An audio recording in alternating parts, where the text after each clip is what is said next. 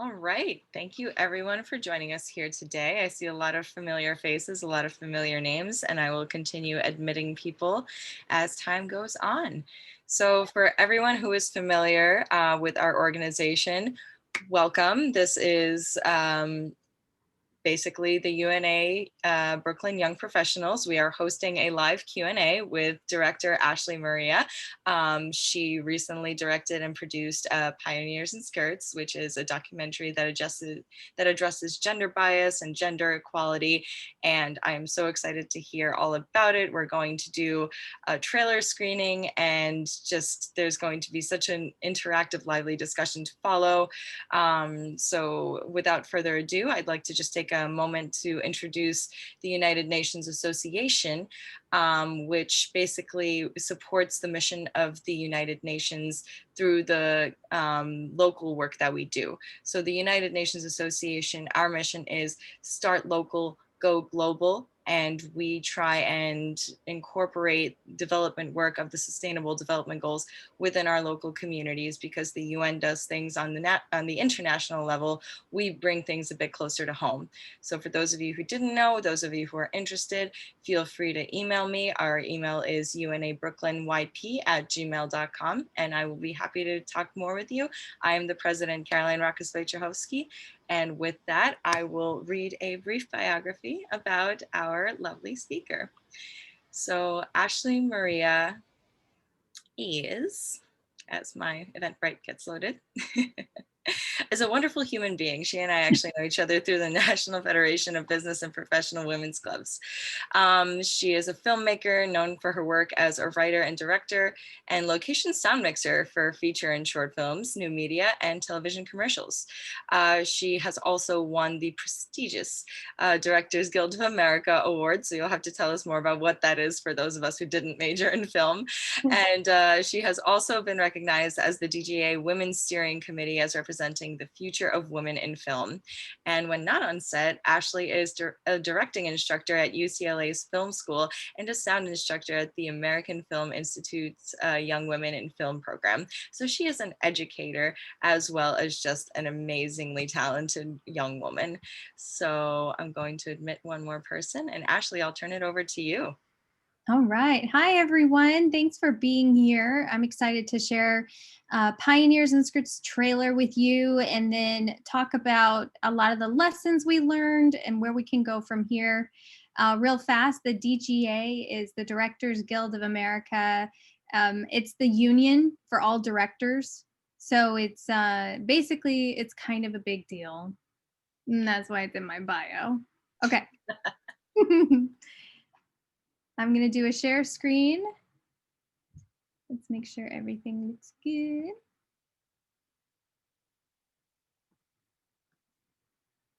All right, sit back, relax, and we'll watch. Here's Pioneers in Skirts. This is the calculator. These make the gears move. They pushed it! You guys know that a lot of girls get interested in this stuff and then later they don't do it? Really? Well, when I think of something that I want to grow up in and I confirm it, I try to do everything I can to make sure I complete that goal. Progress for women has stalled out over the last decade. The game is rigged. We're moving in the wrong direction. I can't believe that women your age still have to go through what I had to go through. I'm tired of feeling like I'm not in control of my career. And I bet other women are too. I went out to understand what are those challenges obstructing women as they journey on their career path. How do we identify them? And how do we put an end to them? I didn't think I couldn't until I got out in the real world and they were like, but you're a woman. And I'm like, yeah. They allowed this socialization to beat them down. Everybody knows what a strong woman is called. It rhymes with bitch.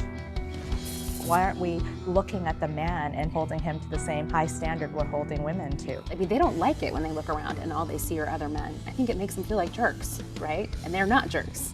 They care very deeply. They don't know what to do. Having a baby won't affect my work, but I know it's going to affect the perception that others have on me being able to achieve my work. Probably why those other girls never came back.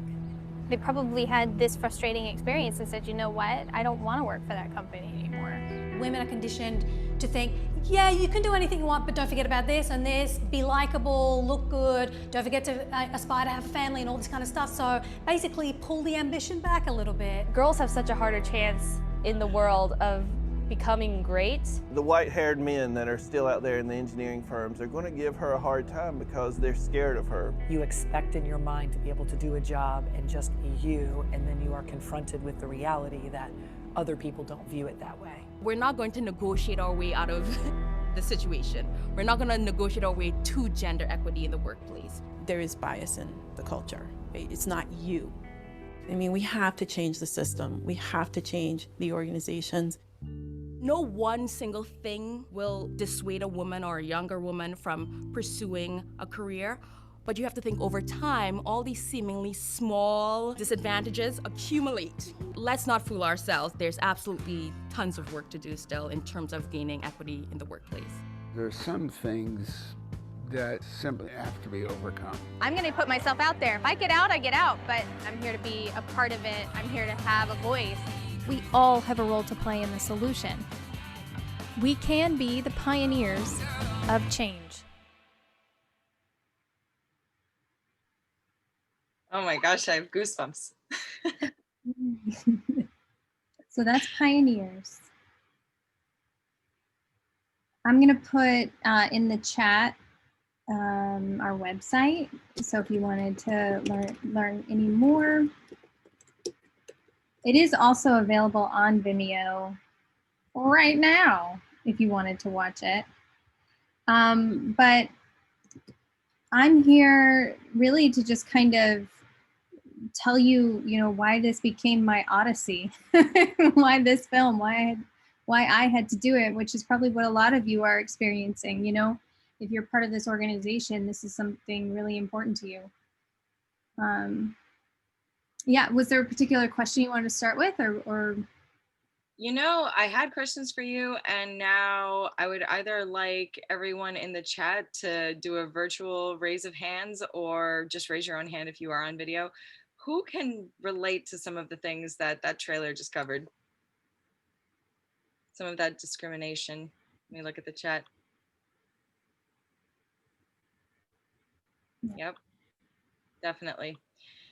Oh, it's way too relatable, right? Because, women to this day in the wonderful decade of action, they're still getting paid less, they're still discriminated against, there's still assumptions made about women that fundamentally should not be affecting people's perceptions of how hard workers they are or their potential, but sad but true. It's still a reality, even in developed countries. So I will kick it off with you actually started going into it. I thought you were going to launch into it. I do want to hear how this became your odyssey. What has been your journey? Yeah, I mean, I appreciate you asking that question because a lot of people, well, first of all, like so many emotions come up when they even see the trailer and you just kind of forget that it's not okay, everything that we're dealing with. So Pioneers in Skirts came about when I was starting out in my career. I had graduated from film school at USC, and I had won all these amazing awards, including that Directors Guild of America award I kept telling you about. And I was noticing how even though I had all these successes, it wasn't leading anywhere. It wasn't getting me to work. It was getting a pat on the head or oh, look how hard she's trying, and I was actually internalizing it and thinking, okay, what am I doing wrong that's preventing these people from seeing me as the leader? So I'd walk on set as the director, but people would still assume I was someone's assistant or craft services, which is all fine, but not okay when you're trying to walk on set and get respect and get, you are the leader. So I was thinking, okay, maybe I need to wear less makeup, wear more makeup. Maybe I need to wear a different outfit. Do I wear skirts? Do I not wear skirts? So I was internalizing a lot of it, going, what am I doing wrong? What do I not know? And we've come to realize that A lot of women are doing this, but they're going to the self-help aisle, which is not a problem either, but they're going, why am I not confident enough? And luckily I had Pioneers in Skirts to take me on this journey of it's not me. There's something going on in our culture that is perpetuating these biases, this sexism, these unfair perceptions, these things that are placed upon us that we have no control over, yet we're somehow told, okay, this defines you, figure it out, and you have to be confident enough to figure it out. And that's really where the film launches. I mean, you know, once you all get a chance to see it, it's the term is called chipping away. And what happens with only 2 years out of any program, depending whatever industry you go in, the research shows that it only takes 2 years for a woman's ambition. She starts out way more ambitious than her male counterparts, but it only takes 2 years for that ambition to drop by 60%. And that is exactly what happened to me. But I didn't know that, you know, I just kept going, what's wrong with me? And it was because I just wasn't seeing the light at the end of the tunnel. I wasn't seeing the point. How am I going to succeed at this career that I frankly have dreamt of all my life? I mean, there's footage in the movie of me 5 years old with a camera that I stole from my mom. And I just thought, what's the point? Why continue down this path if I am not going to ever be seen as the director, as the filmmaker? But I didn't like decide one day that this was going on. It was every single day, chipping away at you every single day until you're just frankly burnt out.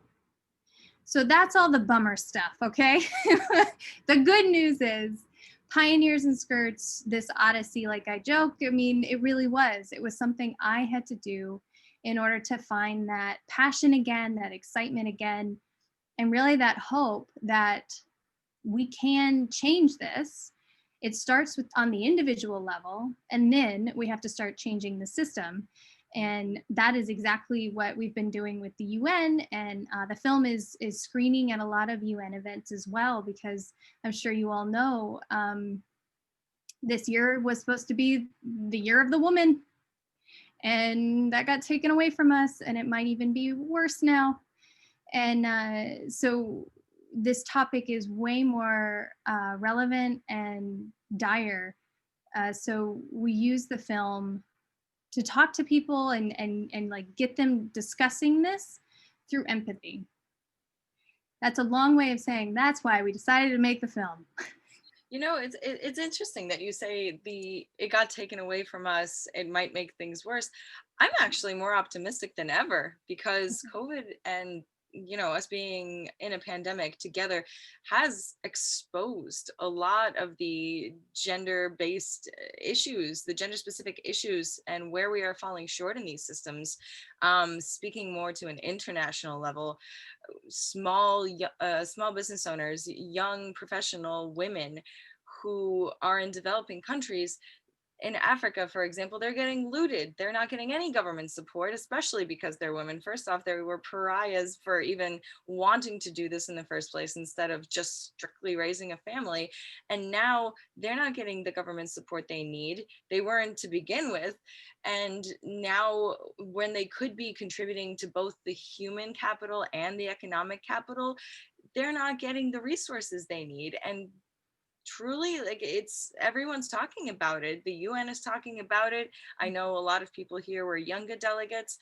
We were definitely talking about it. There's actually a working session going on that during these working sessions, people from the outside of the event are welcome to join in. So Ashley, by all means, if you would love to join that, please do.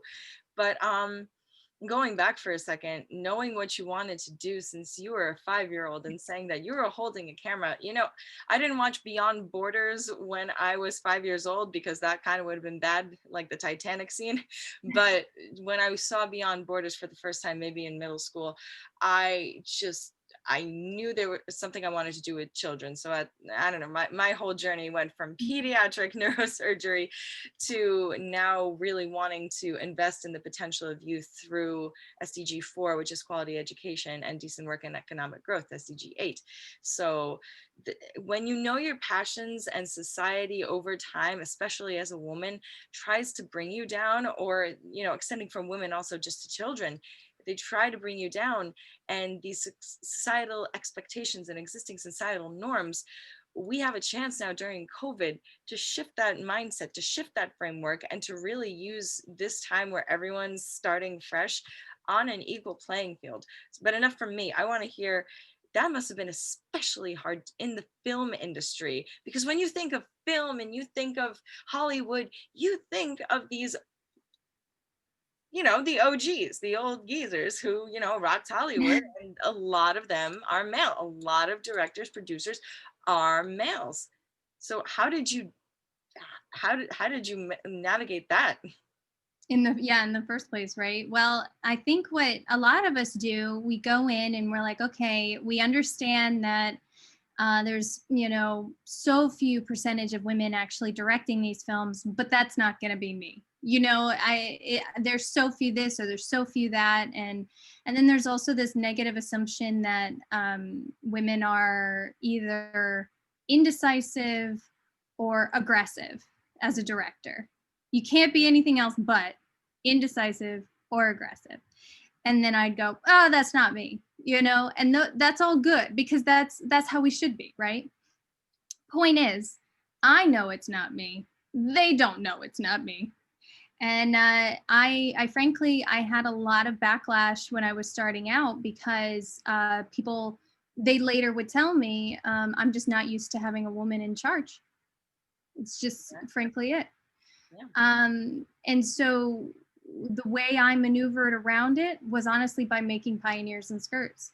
I had to go and make my own movie, my own way, and figure out how I'm going to change the minds of these people who have just, it's been so ingrained for so long and so assumed for so long.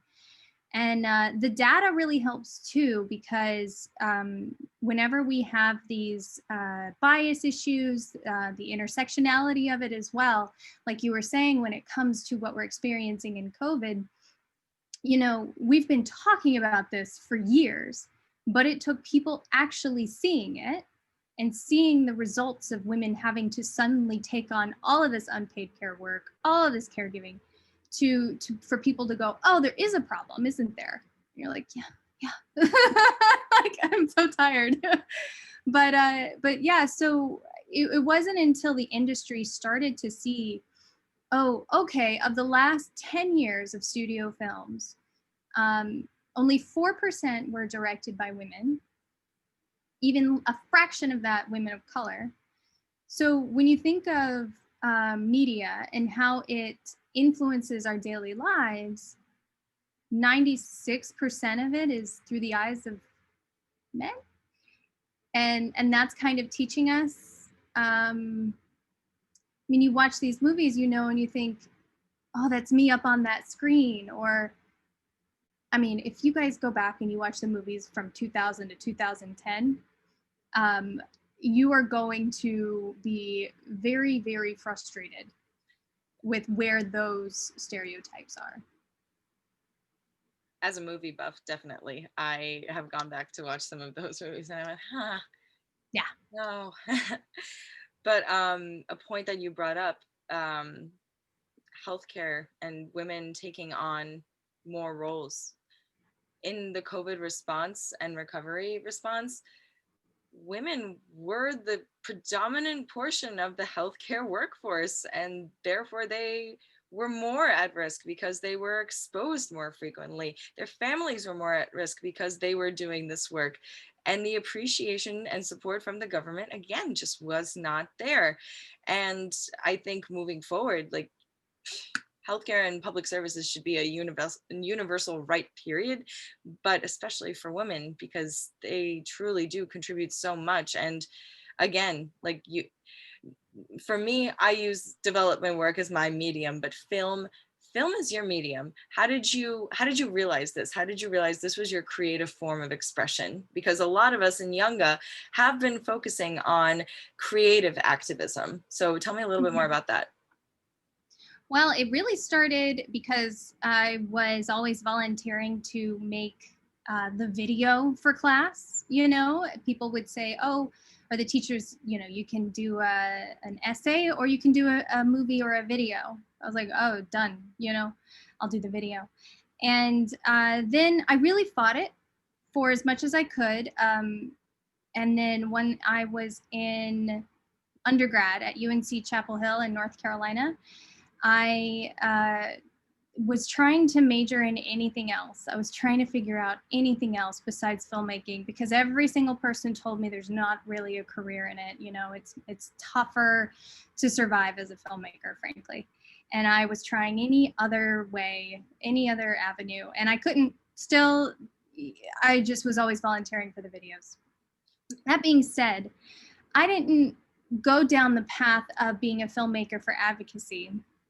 It was something that found me. I was directing horror films, comedy films, action films, superhero films. That's my cup of tea.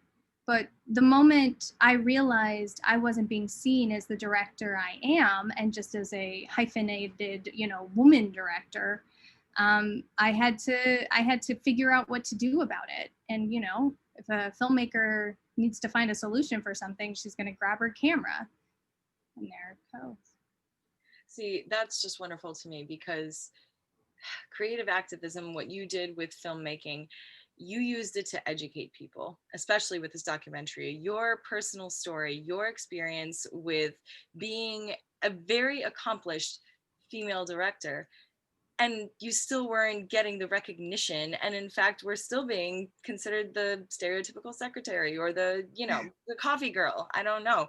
But especially now, like this was, for those of you who don't know, who don't follow the UN events as much as I do, this week was the International Day of the Girl. It was on Sunday. And something that's really important, especially during COVID, is making sure that young girls are not being disproportionately affected and are still getting the opportunity to be educated and receive an education during COVID. Because, you know, in the United States, we have Zoom, we have, you know, and in developed countries, we have Zoom, we have the technological resources. But in developing countries, they don't even have those. They don't even have books and regular supplies, and traveling to school for them on a daily basis is dangerous. Going to school because there's unsafe or hazardous conditions for hygiene, or just generally, it's just unsafe and unequal for young girls to receive an education. So I think absolutely finding ways that we can almost create these incubators or accelerators through creative media like filmmaking, and making it very accessible, is something that we can use to our advantage now, because I think everyone here is pretty much a young professional who is trying to drive social impact and change in the world. Somalia, I know your plans for city council, so don't even deny, because you're going to like rock New York City's world. But I'm going out of order with my questions, but I'll pivot to the last question I had. What can we as young professionals do in that aspect? Like, how can we use that creative energy and that passion for providing these accessible resources on sustainable development, on education, on gender equality, to pursue our passions? Yeah, I think the best way is to look at your circle of influence. And right now it's tough because we can't be face to face. So how can we be? We can be in social media. We can be on these calls. We can watch movies and do the, watch them simultaneously together. I mean, I've talked with schools all over the world who've said, how am I supposed to tell people that this matters if they're not listening to me? And sometimes you have to talk to the person who they're listening to, or sometimes you have to get somebody of influence in front of them.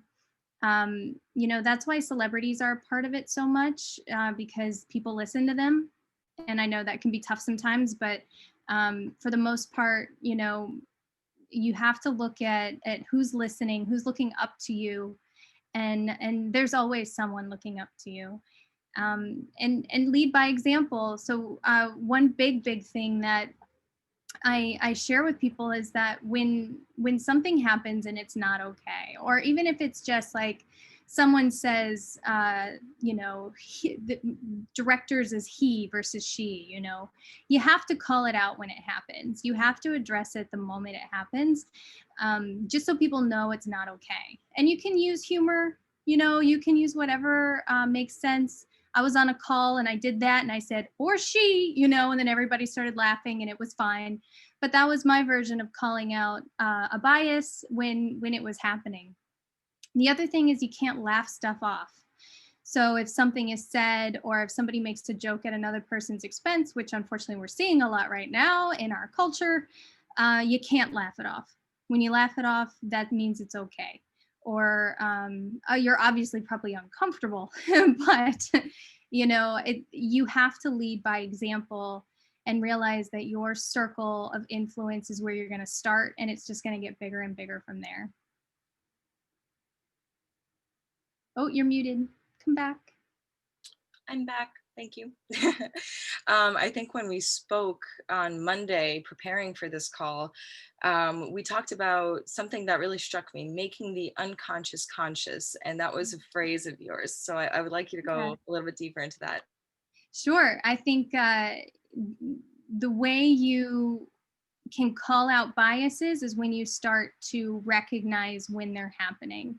So making your unconscious biases conscious is the first step in stopping them, frankly, and making them no longer a problem because you're recognizing when they happen. So how do you do that? How do you make your unconscious biases conscious? It takes self-reflection. It takes asking yourself in the moment when it happens, calling things out. It takes, like I said before, data. It takes understanding what's really going on in the system that you're in. So if you're in school or if you are in a company, who in that company is getting the assignments? Who is the one talking the most? Who are the people in the meetings? Who's in charge? Who's in leadership? Is there diversity in all of this? If there isn't, why? Why isn't there? Is there inclusion? Is it like 3 people talking in a meeting more than others? Why? And start to address that. And then have those tough conversations where we all know, like, assume both parties are coming to this conversation with good intent. And just say, hey, listen, when this happens, it makes me uncomfortable. Or I feel like you're not respecting me when you say this. And I know you don't mean that. So I just need you to know that that's how I feel sometimes. So in order for us to start addressing these biases and start addressing these stereotypes, we have to realize they're actually so in here in our brains. Sometimes it takes watching movies from another person's perspective, another kind of story. It takes conversations like this. It takes conversations with your friends, asking those questions that are like uncomfortable to say, how did it make you feel when this was said? And then start to lead, like I said, with your circle of influence. Absolutely. You mentioned diversity and bias and inclusion. Especially in everything that happened over the summer in the United States, it was really hard, really hard for a lot of people, persons of color. You know, to me, it was just mind-boggling, and I'm still speechless thinking about it because we know it's been there. It's always been there. It was just always kept mum, but for an obvious reason, people felt that somehow all this discrimination, all this racial prejudice was okay. And it's not. And I know everyone here on this call is never going to allow that to stand and continue in the future.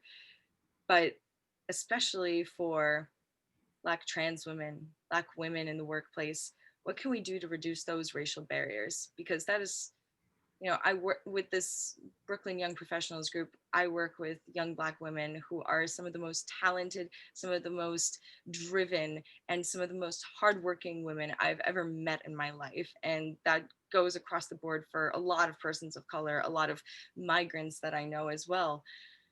And they are just, you know, women are already getting the short end of the stick. They're getting the shortest end of the stick. Yeah. So what can we do to reduce those racial barriers? The first thing you can do is listen when they're telling you what's going on in their life, and ask how you can help, and then also just start helping. So that this is a conversation on being a better ally, and you be a better ally by talking to the other people. Don't put it on this person to have to constantly correct the behavior or educate people on something. Take it into your own hands and build a better experience for them too. Put them in leadership roles. You know, if you're a leader, ask you know, whoever they are. Well, you know, everybody's like, I'm being othered, and so how do we not make that the case anymore? So ask their opinion. Don't just put them in charge of diversity. You know, put them in charge of other things that just it's like build a better team around you, and that's how you're going to start to change it. Based on their unique contributions. Absolutely. Absolutely. And the last question I have for you before I open it up to all of the people who showed up today, I'm so excited to see a full screen. What can men do? Oh, very, very similar story too. Men have to be better allies, recognize when they're doing or saying something that might be harmful, and be willing again to listen if something is not right, or have a conversation with the woman in the room and say, hey, listen, was this uncomfortable or was this okay? I think the best thing that men can do is start to become more mindful of how many women are in the room. If there's only one woman, that's a problem. If there's only two women, that's also a problem. We have to have at least 3 women in the room for conversation to be comfortable and open. That's a stat we offer in the film, is like once you get 3 women in the room, that's when you start to have an honest, comfortable dialogue with everyone. And then, you know, I feel like a lot of our culture is telling women that they need to be more confident, or that they just need to believe in themselves. And I got to tell you, we do. We believe in ourselves and we're confident. We need the culture to get out of our way. So as men, look at yourselves as standing next to us instead of protecting us. And there, you'll be a better ally. Amazing. And I noticed that there is actually a man on this call, so I'm so happy to see that, because I definitely pubbed it to all of my groups, and I had an inkling it would be mostly women, and I'm always glad to see that as well. But I'm even more thrilled that there are gentlemen who care about our cause and are here to stand with us as allies. So with that, I'd like to open it up. Feel free to use your raise your hand option. I think I left you guys the option to unmute yourselves as well. So if you want to ask a question, go for it.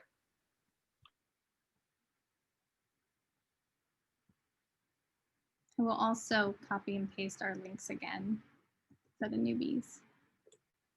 There we go. If there are no questions, I'm happy to talk about the most asked question. Oh, Sophia. Then I'll ask about the most asked for talk. Can you hear me? Yes. Hi, Ashley. It's a pleasure to meet you, first of all. I'm here.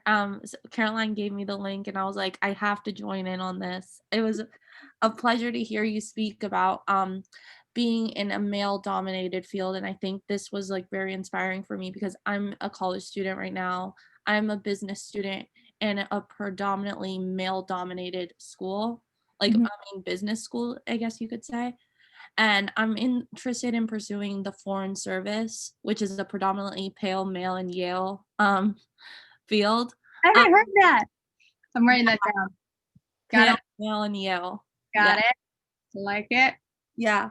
And so, yes. And so as like a woman who's interested in pursuing like international affairs and like trying to make a movement, what do you suggest is like the best way to promote advocacy? Like besides like social media is great. I know because it's so global, but definitely I want to promote it in my school first locally and then expand further.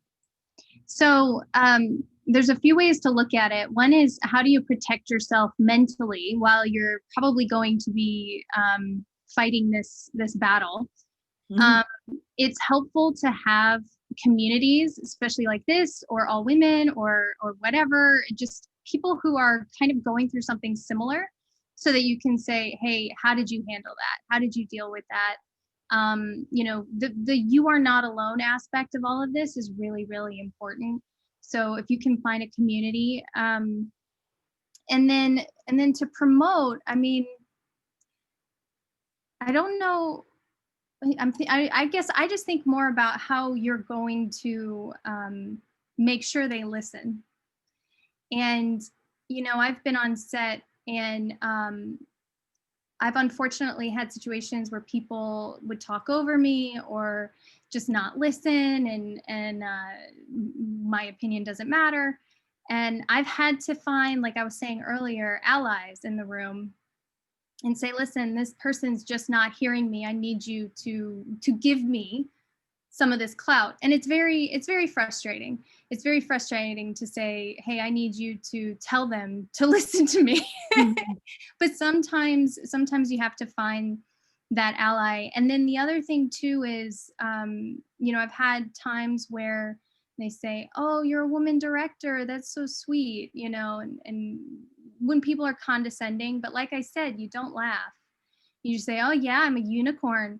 Now let's go on and let's talk about blah, blah, blah, blah, right? So this is one of those times where when you know what you're doing and you have it in your brain and you know everything, I mean, you're going to just fly right by all that crap. Yeah. And the people that matter are going to hear you. The hard part is getting to those people that matter. And it took me finding my community, making pioneers in skirts, to find the people that are going to support me. There are still people that are on the outskirts that are condescending and like, oh, that's so cute, you know, and I just go, you don't matter. You don't matter. The decision makers, they're changing. And with more of us becoming leaders, we become the decision makers. So that's a long way of saying, find the good people. And you will, you are. Thank you.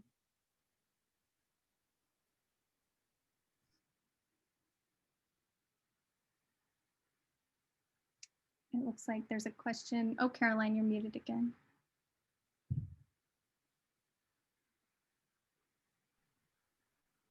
Martine, I think you said something. Did you want to read it out, or do you want to ask it, Martin? The increased participation of women in precarious and poorly paid jobs and the increase in gender violence. How can we change this? Ooh.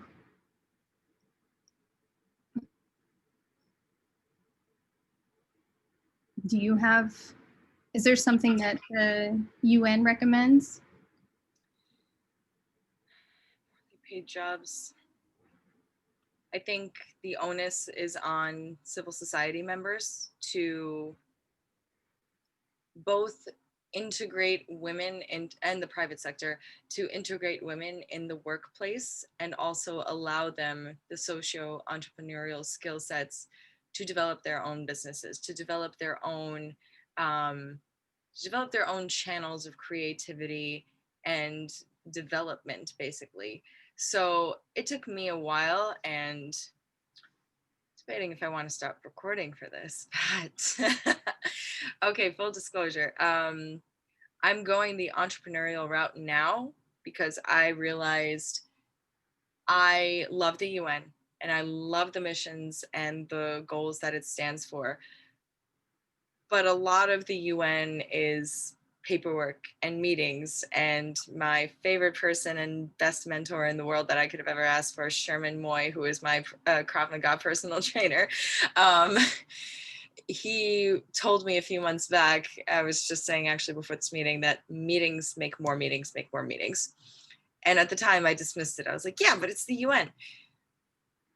Yeah, but it's the UN and it's the Decade of Action. And we've been working on this for, we've been working on this for a while, and we've made a lot of progress. And a lot of it is, on the part of members of civil society. And I think that's incredible. But it's because that onus is on us to be that passionate about. So Mart, I don't want to mispronounce your name, but I'm going to guess by your last name. It's Martin. So Martin, I would say this is something that you are passionate about. What can you do in your community that will help facilitate that gender equality? What can you do to make sure that you partner with women, or that women's voices are heard? Or, it doesn't have to necessarily be women, just people who are being unfairly prejudiced against. And I'm just rereading your question, and the increase of gender violence now. Yeah, it's really hard. It's really, really hard, because women who are working from home, they may be experiencing domestic violence or unfair labor rights. And that is absolutely not okay in 2020, but they are stuck. I know people who are stuck, close people who are stuck. And what you can do for those people is offer the channel of support, if they're really stuck and they can't get out, but, just help them fight for their rights, criminalize, hold the government accountable to criminalizing domestic violence and gender inequality in labor rights, because ultimately, I think the most that we can do is be authentic in what drives us, if that makes sense. So, how to phrase this? Sorry, I've been up since 3:30 a.m. for the last 2 days, so I'm really running on fumes. Well, I can jump in. There's the fact that, so I got to be a delegate for the Commission on the Status of Women. And I think that's the time I became a citizen of the world, right? And I was just shocked how many laws had to be passed, or the fact that we needed these agreed conclusions. Sophia, are you familiar with the agreed conclusions? I haven't studied that yet. It's okay. So the agreed conclusions is this epic document that all of the member states come together and create. And it's everything that we are agreeing to recommend to every member state to pass, like a law, or just at least make it a hot topic in their state, in their community. And it's usually really helpful if 127? Oh my gosh, Sophia, how many member states are there? This is your test. Okay. If all of them agree, then obviously it's something that we all should implement, right? So many of that was for things like this, the fact that there's domestic violence, gender violence, women get attacked on the street, so they have to come up with all of these new rules so that women feel safe on the street. And I'm like, why are men? Come on, And so I think there's also an element of this where we got to teach men that this is not okay. And I think there's a reason it's getting lost, is because there's not enough telling men they're allowed to have feelings. They're allowed to be frustrated. And no, you don't tease a girl and pull her hair if you like her. That's not okay anymore. You know what I mean? So that was one of my biggest observations from being at the UN, and just being like, God, so much is happening. If we just looked at women as equal, wouldn't this be a lot easier? And you just touched on a very good point, including young boys and teaching them, topics, issues surrounding gender equality. So yes, it's okay to have feelings, because in a lot of societies, in a lot of states, men have to live up to the stereotype of being macho, being the provider. No, that's not the case anymore. We're in 2020. Let's get real here. So just beyond gender equality and gender inclusion, you know, starting at the elementary school level, I'm always a fan of just incorporating the sustainable development goals at the elementary school level and teaching people how to be good people. But that is absolutely something that you can do, Martina. I don't know if you have explored, you know, what kind of activism you would be interested in doing, but I know education activism is definitely one of the easiest things to do. You work with teachers, you work with families in order to really get the students in the correct mindsets and include young males in that dialogue as well.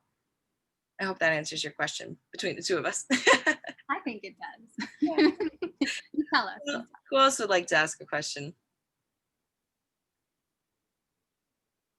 As I sip my Spectrum water. Ta-da. I have another question. Bring it on.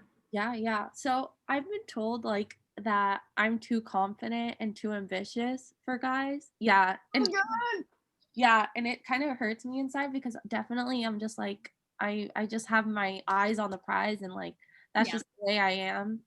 And I think whenever Caroline was mentioning that like the men are held up to the standard of being macho. I'm from the Hispanic culture. In the Hispanic culture, men are just like you can't cry, you have to be macho, you have to show up, you have to carry your family's name and all of this stuff. And one of the things I think that has really promoted, I think, like gender equality in like within Latin culture, even though we have all the machismo and all of that stuff ingrained into our culture, is the fact that in our culture, we ingrain our females to actually keep their maiden names too. Yeah. So my mom, whenever on all her like social media, she has her maiden name, like her dad's name. But because when she married and on her license and all of that stuff, she didn't change her name to like my dad's name because she's like, I did this for myself. And I think like now and more, I'm like inspired by women who like are like lawyers and like doctors and all of that stuff. Like I follow TikTok. So like that's like it's social media right now. And so on TikTok, it's like, oh, one of those ladies was like, oh, you know, why didn't you use like your husband's name when you became a doctor? And she's like, I didn't become the doctor, I did. And I was like, that's like really empowering for me because definitely I've had my fair share with like when I want to pursue something, they've asked me like, why do you want to pursue that? You know, definitely in a field that's very underrepresented, especially on Capitol Hill. We've definitely seen like AOC is probably one of the only Hispanics, I think, on the Hill right now. And fortunately that's actually been like the propellant and like the catalyst for why I've decided to pursue a lot of things with like UNA and like in government and stuff like that, because I need to see someone that looks like me on there, because that's when I think people really understand where people are coming from, for sure. Have you been able to meet her yet? How can you meet AOC? How can we make that happen? I don't know. That's gonna be like, I don't know. I don't know. Caroline, try to pull some strings out. First things first, you're gonna come up here and be my roommate. Oh, where are you now, Sophia? I'm in Orlando right now. Oh, okay. Be safe, young lady. Yes, I know. Yeah, it's so important to have role models, and it's so important that the role models look like something we can achieve, you know. When we made Pioneers in Skirts, people were asking us, why don't you have, you know, all these CEOs with billions of dollars? So because I'm not going to learn much that I can do right now. And I love AOC, and you know, I mean, she's got me so much more into government because of everything that she does. And she's so transparent, and she teaches you, you know, Sophia, you should do that, you know, like turn around and you teach and you start showing people. You know. Oh, she is teaching. Go ahead. You are? Okay, get good. yourself off. Yeah. Tell me. Yeah, so I teach 3 Spanish classes a week at a nonprofit in DC called the Global Language Network, and I like fell in love with it because the amount of people that I have in my classes come from all diverse backgrounds, and I definitely noticed that even during this virtual time, like the world has seemed a lot smaller, and the way that I can connect with you from being in Orlando. Caroline's in New York, and that's just like amazing, and like the amount of connections that I made. So yeah, like some of my people, like my students work for Google and like all of these big like NGOs, and also for profit, also in like the State Department sector. And I like, it's just incredible to meet a network that like values like language learning and all of that stuff, because I definitely want to propel diversity, equity, and inclusion in everything that I do. And I just found out like this year that Citibank like just had their first female CEO on a bank on Wall Street in 2020, which is so crazy to me, because honestly, yes, women got the right to vote 100 years ago, only 100 years ago. And that just shows me like that as an entrepreneur, as an emerging like leader, it just like inspires me to just like promote happiness. And like, I don't know, like I'm just so fortunate for this opportunity. Like it's been a pleasure to meet you, Ashley. Like really, like you and Caroline, like if it wasn't for Caroline sending me this opportunity, like I wouldn't be here. So thank you so much. You give me too much credit. You give me too much credit, girl. Well, I do want to say, give her credit. And I've noticed a huge difference when I'm teaching my directing classes and I'm teaching with the Young Women in Film program. They're seeing someone in the role, and I see their language change in how they describe the role. And I mean, it's so powerful. What you have, it's so powerful what you're doing. Mm-hmm. Thank you. Thank you so much. Like coming from you guys, like that means a lot for me. Well, be our friends. Yeah. Find us in all the, I don't do TikTok, y'all. Me neither. I'm too old. My mental capacity, but I do try to Instagram. Okay, for sure. And then I also have LinkedIn for the sake of this thing. We're very professional, Sophia. Yes, yes. Yes, we have that CEO mentality, and definitely Caroline can echo me on that. But good. I'm so happy you're here. Yes. I don't know if you're getting the same vibe, Ashley, but just seeing Sophia's passion just there, like that's what's going to drive this change. So like if you can find an idea, a topic that you can talk about for hours and hours and hours on end. And actually I had this discussion with Alora, who joined. She's my vice president and best friend. We literally bonded over organic chemistry at Harvard. So haha. But no, if you find that subject that impassions you and you just can't stop talking about it, whether it's I'm so frustrated about this topic, here's everything that's wrong, here's how I want to fix it, or here's what I'm doing, here's why I'm passionate about it, and here's how we can all work together to move this forward. Sophia, you're gonna be great. You're gonna be that FSO and you're gonna drive so much change. Like I have no doubt. But you touched upon diversity and inclusion, and I know Alora was an angel and did not have the link, and I only saw it 45 minutes into this call, and now she's like walking out and about, but she still found it in her time to join us tonight. I'm gonna do a little bragging for her, because currently she is at a company where on her team she is the only Black woman. And how many people are on the team? Oh, Alora, Wait, can you guys hear me? Yes. Sorry, I'm like literally in the middle of New York City walking around. Thanks, Caroline. Yeah, so I can give a bit of background. I work for a healthcare consulting firm, and there's 200 people in our New York office. And when I got there, I was simply told that I was the only Black person in their consulting division, which is kind of weird for a city as diverse as New York.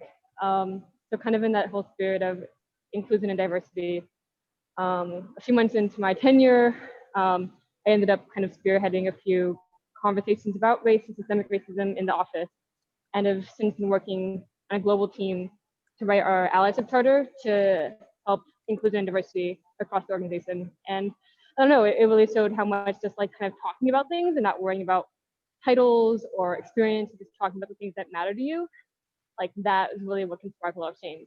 And it's like what Caroline said, if you can talk about it for hours, then you'll probably be in a really good position to make good change as long as you keep talking about it. Good. Guys, Alora is 1 year younger than I am because I took a gap year, and she is part of my tribe of mentors because she is just infinite wisdom coming from this woman. Oh, stop, girl. Well, I hope we can all connect again. I would love to hear more of your story. I think a lot of the stuff we were talking about today is along that same line of, you know, have these conversations. Good job. Does anyone else have any pressing, like fire burning urge questions? We could take one more. Fire. Well, I'll tell you, okay, if anybody has one, but everyone always wants to know, what's your quarantine TV show? That's everyone's pressing question. And so I want to share, and I'm probably going to finish it today because that is my life. I have been watching Buffy the Vampire Slayer, and I have never seen it. So I'm like watching it, and I'm texting my friends who kind of grew up with the show, and I'm like, what the heck was that about? Like, why did they do, you know? I just wanted to share that. A lot of people want to know, what's your quarantine show? I mean, we're in 7 months in, so now it's like mini shows. Actually, one of my Krav Maga buddies, I was helping her clean her house, and she was watching Buffy the Vampire Slayer, and I had the same comment you did. Like, I've never seen this. I don't know what this is, but there's, you know, I'm a huge fan of Supernatural. I'm sure I would love Buffy. Oh yeah. It's very, a lot of the people around me, a lot of the creatives around me for a while there would reference those shows. And so I felt like I had to be a part of the conversation. I was like, all right, I'm going to watch it. I'm going to do it. I'm very happy I did. And what a perfect note to end on, being a part of the conversation. No, it's perfect. No, and that it's the reason why I was up at 3:30 in the morning having these discussions on international migration, because again, for those of you who don't know, I'm the SDG Global Goals Ambassador, UNA Global Goals Ambassador for SDG 11, Sustainable Cities and Communities, you know, a little switcheroo there. And all of this, you know, migration, urban development, education, for me, it's all one and the same. All the goals are intersectional. And the only way we're going to drive actual change is by engaging in the dialogue, practicing sustainable solutions, showing up on calls like this where we actually brainstorm ways and get to know each other. And frankly, what I was talking about during Martine's question, that authenticity, those genuine connections, that's where the magic starts to happen. Just start with your personal network, Ashley mentioned, and then just build on that, build on those energies, and magic will happen on its own. Honestly, like I tell Laura all the time, UNA Brooklyn Young Professionals would not have gotten off the ground if I didn't have her constant support and her to lean on. So you just got to work together. Really, that's what it boils down to. And especially for this particular subject, women supporting women. So Ashley, I just want to thank you. I know I cut you off. What were you going to say? I said right on. That was very poetic. Oh. Thank you so much for having me. Thank you. I've, ever since I first met you through NFBPW, I really wanted you on this, and I am so glad you finally had the time. Thank you all for your time. I tell everyone, time right now is so precious and so valuable, and I just appreciate all of you for spending an hour with us. Thank you. Thank you, everyone. Stay safe, stay well, stay healthy. If you have any questions, reach out to me. I'll drop the email in the chat. And yeah, any questions that you come up with later for Ashley, I would be happy to relay to her. So just have a good night and enjoy your weekends and be safe.